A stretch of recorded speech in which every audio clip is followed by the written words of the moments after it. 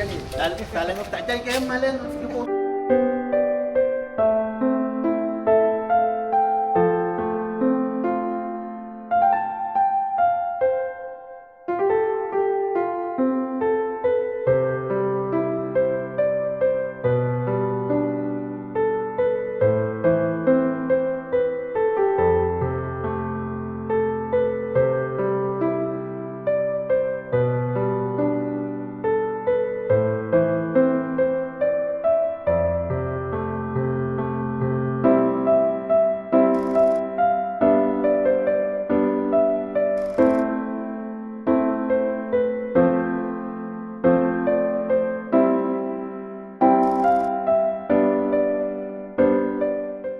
Dewan tak tahu. Sekali. Sekali lagi. Dia semua muka.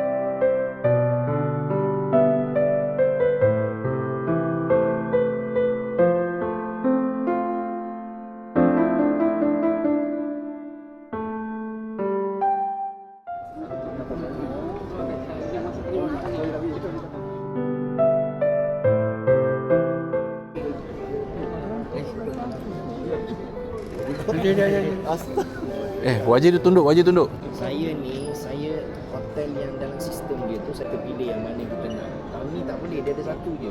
Dah. Wajib dapat jenggot je. Abang Nurlah duduk. Awak nak pergi haji ni. Ha? Tak jumpa bro.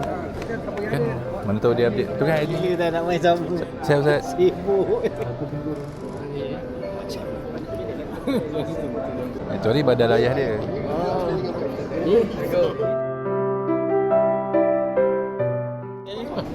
Tak boleh tidur.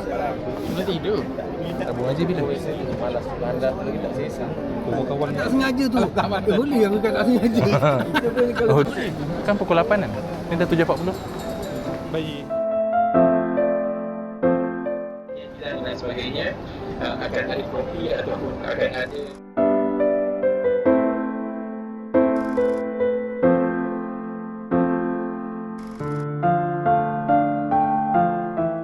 ya nanti kita akan pakai dekat airport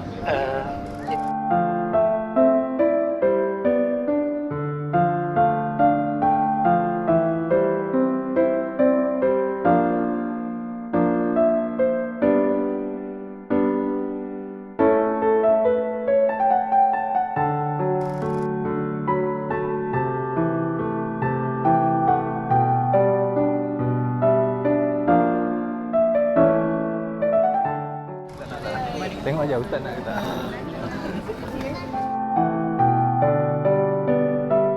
Ikut apa? Ada pasport ke apa kan?